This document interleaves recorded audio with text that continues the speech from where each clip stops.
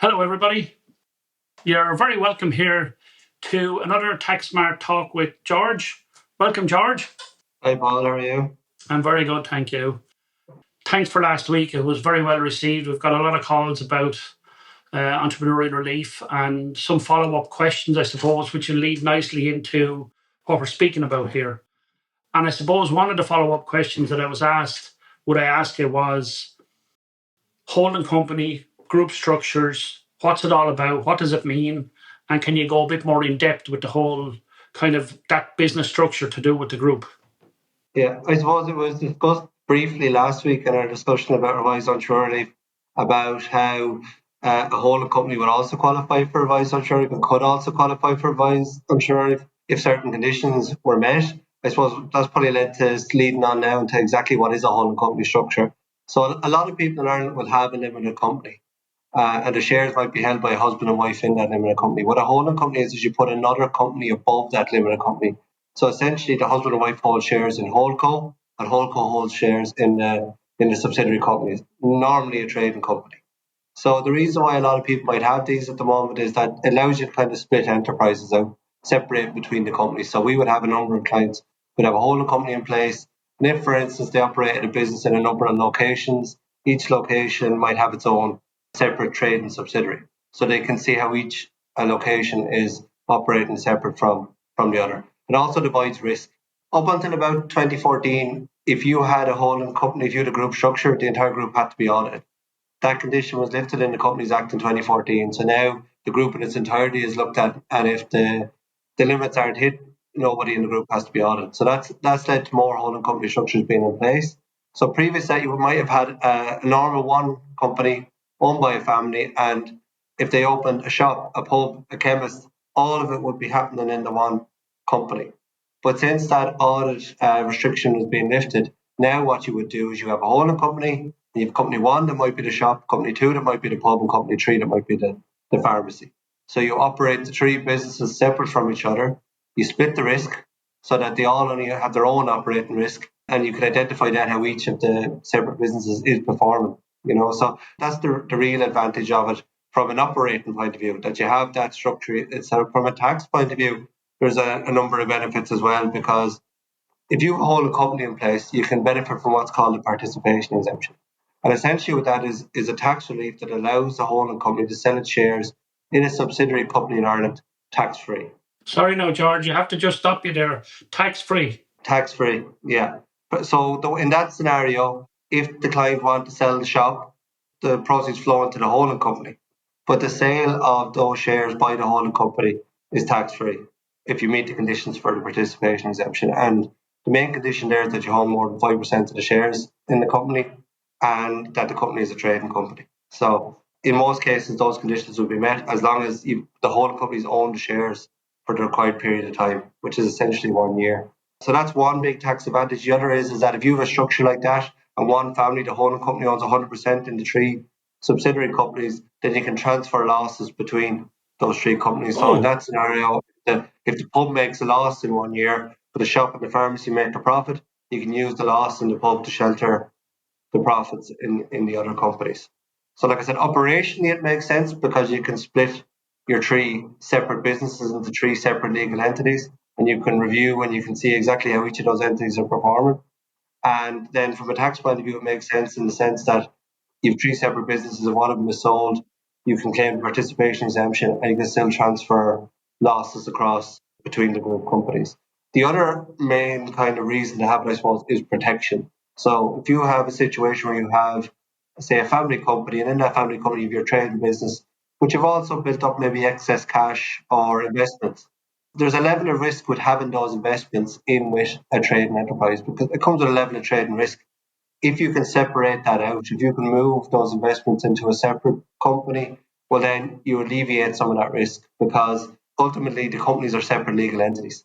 So if there's cash or investments held in the holding company, that would separate that from any trading risk in the subsidiary. So, like I said, a number of clear advantages as to why you do it.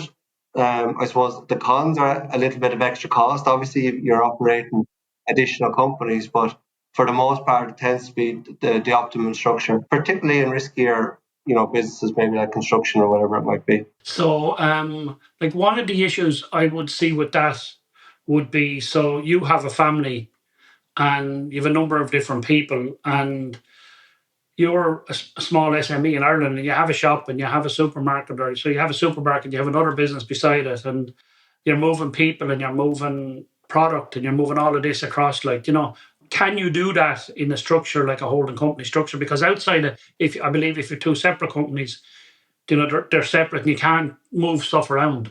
Yeah, it depends on certain shareholder requirements. But assuming this family situation that the holding company owns 100% of each subsidiaries, you can move cash around the group where needed to finance the purchase of stock. Or, like you said, you're in a supermarket situation and some stock is moving between if you have two supermarkets and two separate companies. That can be adjusted for afterwards. Like ultimately, I suppose what I haven't mentioned previously is that an Irish resident company can pay dividends to its holding company tax free.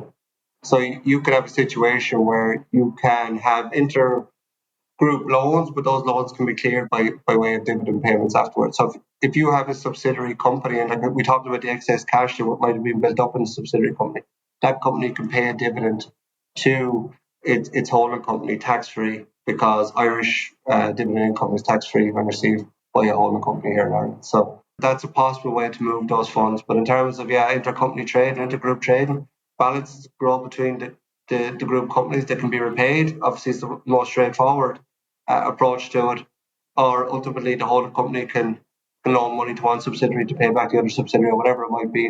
There's options there available to you once you have that correct corporate structure in place, as opposed to if you have two companies who have no corporate link, well then balances on to each other could be perceived to be a director's loan, and that brings its own tax issues, So like if you're operating more than one business, it can make sense to have that holding company in place. Like I said, it doesn't make sense anymore to operate two or three distinctive businesses out of one limited company, both in terms of risk and both in terms of operation. So putting that holding company structure in place is possible.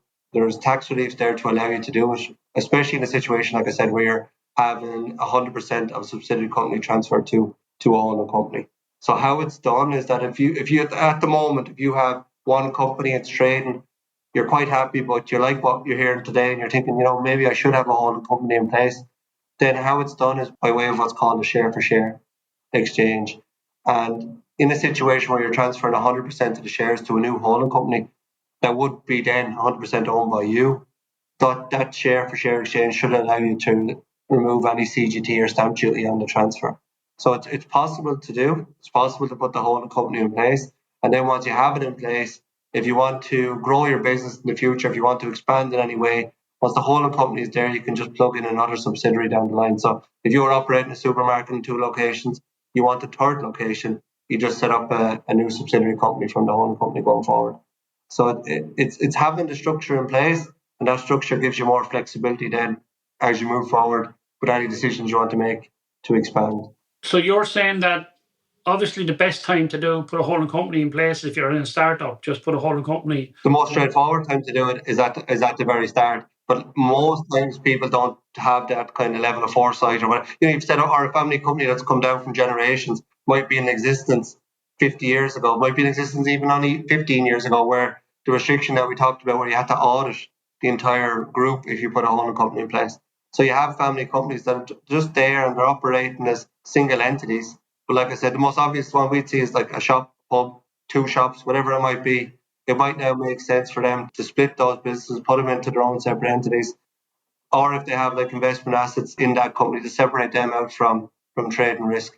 And the easiest way to do that is to put a holding company in place and then move things around the group as you see fit at that stage.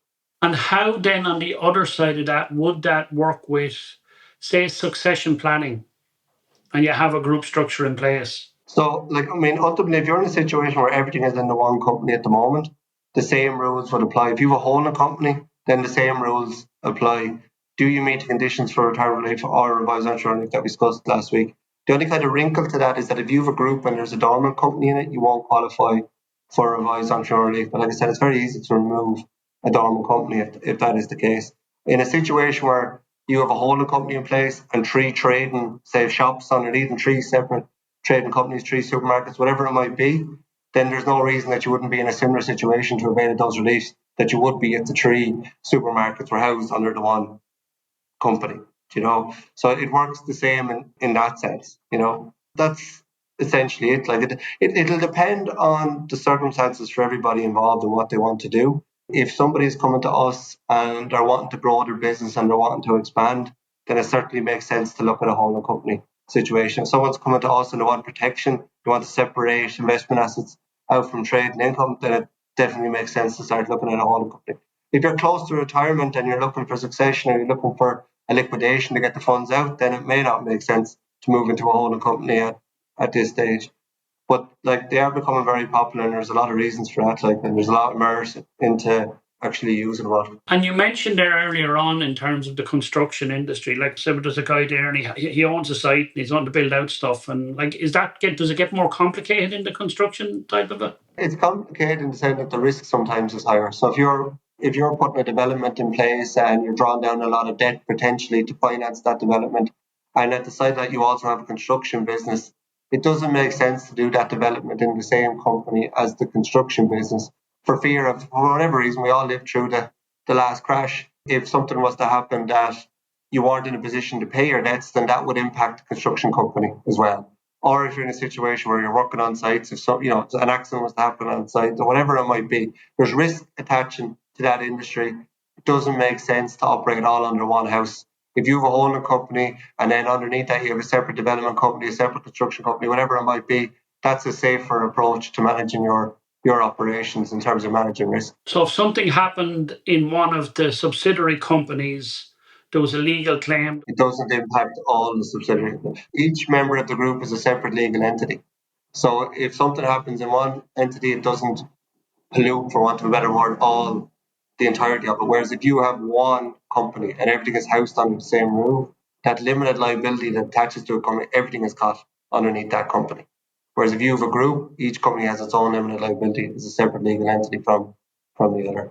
Obviously, it's more complicated when the business has been up and running for a number of years. And I'd say with the release from 2014, there's still stuff that needs to be done in terms of looking at group structures and that side of it from a business perspective. But can a business then, when it's going into a group and it's separating out 2 or 3 businesses and you're going to those 2 or 3 businesses, you have your whole co, can you mitigate the tax liability that would be, like if I was selling my company, I'm going to pay tax on it, but putting it into the group structure, there's planning to alleviate the tax burden? Yeah, like I mentioned earlier, the actual transfer of shares to the holding company is covered by what's called a share-for-share exchange. Once you're in the group and you have a holding company owning 100% of the subsidiary, if you set up a second subsidiary, you can move assets within that group and claim what's called group relief.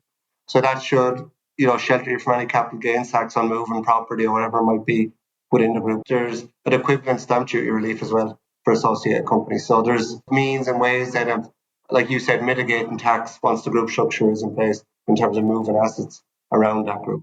Yeah, I suppose from my perspective, is there instances, obviously you were talking about if you're close to retirement relief and you're close to that side of it, you need to very, very carefully look at the issue of whether it's appropriate to set up a group structure or not.